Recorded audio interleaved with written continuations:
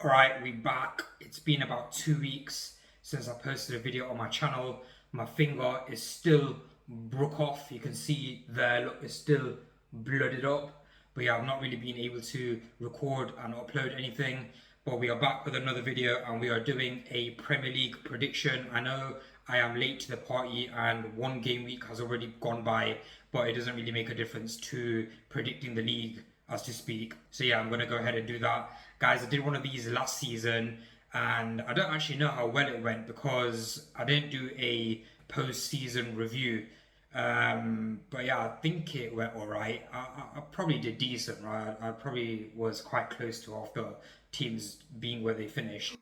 I think it's going to be really tight between them, but I do think Man City is going to win. Chelsea second. Now, third place, I think is going to be United.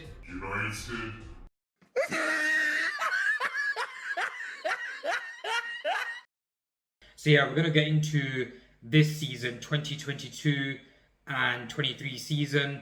I'm going to elaborate on some of the teams are based on the position, and some of the teams are going to be self-explanatory really. So let's get into it, guys. Don't forget to like, sub if you like the video. Also, let me know in the comment section what you think I've got wrong and what you think I've got spot on. I think a lot of these picks that I'm doing are going to be controversial. So yeah, just let me know, guys. This is my opinion, and as I said, I'm going to give you a bit of an explanation. So let's get into it, guys. Alright guys, so for the champions, I am going to predict Man City. It's kind of a no-brainer considering they've got that cyborg up front. In my opinion, physically, like pace, agility, shooting, I don't know, power, Haaland is arguably the best player in the league physically.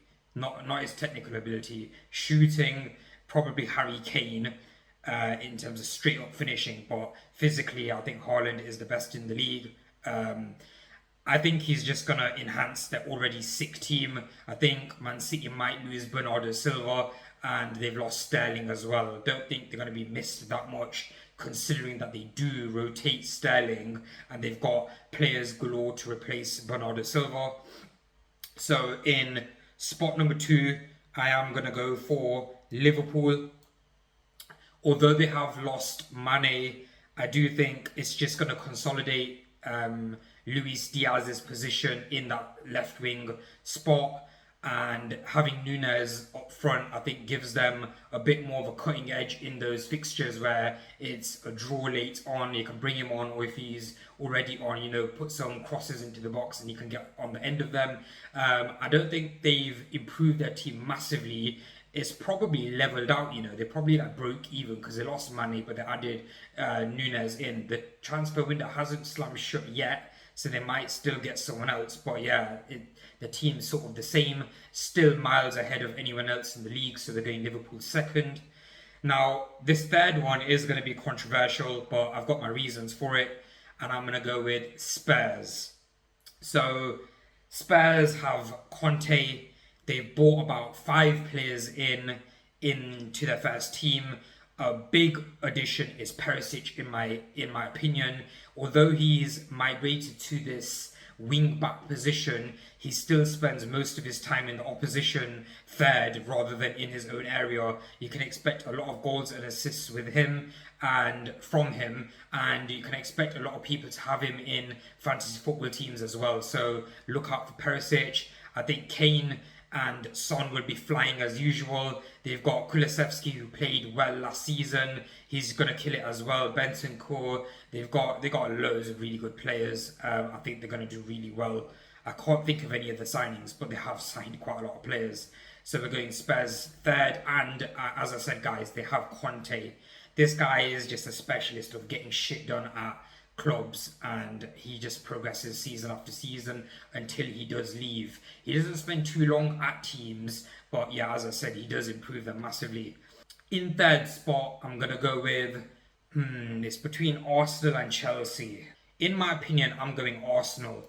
Chelsea, well, let's talk about Arsenal first. I think Odegaard has captaincy. He had a really good season last season. Hopefully he can really, you know, drive forward with that, carry the team the expectations for the team that they'll have on him. Hopefully, he can carry that forward and he doesn't crumble under the pressure. But I see no problems with it. They got Jesus up top. He looked fire in pre-season. He's better than Lacazette, really, and Aubameyang. He's been gone, and I don't think he was missed that much last season. But I do think Gabriel Jesus kind of filled those shoes. The reason why Chelsea would be fifth is because they've lost Lukaku, who was, he didn't do great anyway, so it's not a major miss. But they were relying on him to score a lot of goals last season, and he didn't. On top of that, Timo Werner has just joined Leipzig. That's another loss for them. Chelsea have also missed out on Rafinha. Kante, I love Kante, but I do see him having an injury-riddled season. I just see him being injured. Jorginho is so overrated. I think the mid is lacking a little bit. Mason Mount, he does contribute with goals and assists, but does he do that much? I don't know.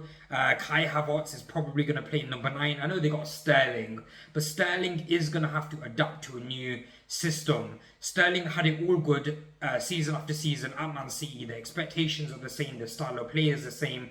Now everything changes for him at Chelsea. I think he's going to have a rough first season, and the play style is going to be different. So it's going to need a bit of embedding for him. I think Chelsea could potentially lose Alonso to Barca if Barca somehow seem to find more money in this endless pot of money that they have. I don't know how they just keep finding money, but they probably will sign Alonso, who is a good fullback for them. But they do have James. They got Koulibaly, an addition as well. But those players only keep goals out, in my opinion. Yeah, James will add a bit more attacking power, presence, but I think they've improved defensively more than in attack. So Chelsea 5th. I think then it's going to be Manchester United in 6th. I am a United fan. The transfer window hasn't gone well. We've signed Malacia, Ericsson, a free transfer, and Malacia probably a backup or a understudy, or basically a player that will phase in at fullback. I don't really see him making that much of a difference. Cristiano Ronaldo could leave as well. He's been hinting at it. I can't see him not having his way, but if he does stay, fair enough. He's a massive positive for the team. But if he goes, then yeah, sixth spot is glued on for Man United.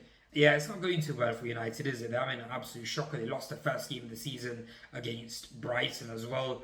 So yeah, so that is 6th spot done. Now, what I'm going to do is I'm going to start from the bottom. I'm going to start to pad out some of the mid-table teams and the relegation teams, and then we'll sort of find out what we can put in the middle. I think going down will be Bournemouth. They're going straight down. They've come up, but I think they're going to go straight down. Forest, I think they're going down, although they did sign the legend Jesse Lingard. I don't know why the hell he signed for them. Seems like a money maneuver, but I do see them going down. Next is between... Do you know what? I have to go with Everton. They've lost Richarlison. Calvert-Lewin has some sort of injury crisis. He just can't seem to keep fit. Who's going to score goals for them? They were bad last season, and they haven't improved their team. The team's got worse. So how are they going to get better this season? I think that Everton are going down. I think they'll go down 18th spot. Let's put them 18th. Leeds will struggle. Leeds have lost Rafinha, who was arguably their best player, probably is their best player. Their second best player, Calvin Phillips, has joined Man City. They haven't reinforced as far as I know. They are also going to be in the dogfight. I think they will do better than Everton in the end. But yeah, it's not looking good for them. Southampton are also going to struggle. So I am going to put them in 16th spot. I think then it's going to be Fulham, I think Mitrovic is going to fire, absolutely fire for Fulham, and he is going to have a really good first season. I am going for, let's put them 15th spot. I'm putting them 15th. Ooh, hold on a second. There's Villa. There is Villa. I think Villa are going to have a poor season. I think Villa will do better than Fulham. I'm going to put Villa before Fulham. That's 14th spot to 20th done. I do think Wolves are going to be the team to finish in the 13th spot. They are just, I don't know, they're just, they don't play like, they win 1-0 every game more or less. How much can you keep that up? I mean, you got to be able to see games out, and 1-0 is a risky game. I can see them drawing a lot of games, and draws are a killer in the Premier League. So we're going to go for, do you know what? I'm going to go for Wolves to finish in 12th and Brentford to finish in that 13th spot. It's going to be Brentford. Okay, 12th spot, I think, is going to be Crystal Palace. They got a good manager in Vieira, but I don't know of any major signings that they've got, and they've lost Conor Gallagher to Chelsea's return to the parent club. So I don't know. I don't see them doing insanely good. Maybe finish about where they did last season as well. I think, like last season, Manchester United are just going to beat West Ham to the 6th spot, the Europa League spot. I think West Ham will take the 7th spot, which is the Europa League spot, which is what they've got at the moment, or in the previous season. I can't see them doing that much better than United, especially if United do buy players towards the end of this window. And West Ham, I think the only major signing that they've got is that Samako guy, whatever his name is in strike. I might have butchered that name, to be honest, but yeah, I think they'll get the 7th spot. So we've got these mid-table teams. I think Leicester will finish above Wolves. I think Leicester had a bit of a poor season because they had Vardy out for majority of the time. They are going to lose Tielemans though, bearing that in mind. And a lot of bids are coming in for Maddison, I think. Maddison's had a couple of bids rejected. So I don't know, if they do lose those two players, they might finish below Wolves. If they can keep all their players, then I see them finishing above Wolves. I think Brighton, I don't know what I'm thinking here. Brighton are a really good team. They're well run. They're just solid. Their passage of play, their style of play is just consistent. You know what they're going to do. They don't look like a willy-nilly team, you know, playing just a single person, bailing them out every time. I think Brighton's going to finish above Wolves. That's what we're doing. And then we've got, I think Newcastle are a bogey team. They are going to do better than last season, but they're not going to quite push up into... Are they going to do better than Crystal Palace? Do you know what? I'm going for Newcastle to take 11th spot. Not quite pushing into the top half of the table, the top 10, but they'll just be on the fringes. I think 11th spot. So guys, that is my Premier League predictions for 22-23 season. Let me know what you think in the comment section below. Let me know if I've butchered any of these massively. I've sort of explained why I've picked each team in their position. I've gone in fairly good detail. Yeah, some of these are, I don't know, Everton, you know, they just managed in the end to stay out of the relegation zone. I see them going down. Southampton, you know, I could easily swap Southampton and Everton, maybe Leeds and Southampton, but yeah, I'm happy with it. Guys, let me know if you like the video. Please go ahead and like the video if you do.